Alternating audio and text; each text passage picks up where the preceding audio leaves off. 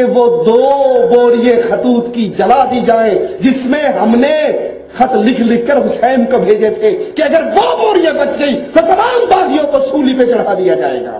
ہم نے حسین کو بلایا رضی اللہ عنہ وارضا. شہادت حسین کے اصل ذمہ دار آپ کو تھا پچھلی حکومت میں جب ہمارے یہ والے پرائم منسٹر صاحب کہتے تھے پنجاب پولیس نے یہ کیا، تو اس کا یہ مطلب نہیں ہوتا تھا کہ وہ پرائم منسٹر کو برا نہیں کہہ رہے. وہ کہہ رہے تھے پرائم منسٹر پنجاب پولیس کو یوز کرتے ہیں، ایکس پرائم منسٹر.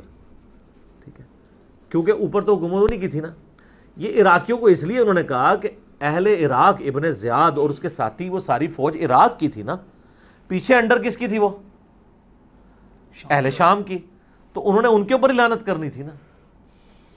اس کا یہ مطلب نہیں ہے کہ وہ شیعان علی پہ لعنت بھیج رہے ہوتے تھے، ایسا نہیں تھا.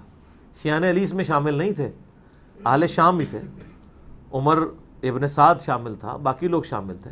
تو وہ لعنت اس لیے انہوں نے اہل عراق میں بھیجی کیونکہ عراق اس وقت صوبہ تھا شام کا. ٹھیک ہو گیا. معاذ اللہ انہوں نے ان لوگوں پہ لعنت نہیں بھیجی جنہوں نے حضرت حسین ابن علی کو بلایا تھا. یہ کہتے ہیں بلا کے دھوکے سے قتل کر دیا. انہوں نے تو کیا ہی نہیں ہے. وہ تو توابون کی تحریک ہے پوری جناب. سلمان ابن سرد صحابی ہیں. اب وہ صحابی نہیں ہے، اس کی عصمت کا کسی کو نہیں ہے، اس کے اوپر لعنت کر رہے ہوتے ہیں.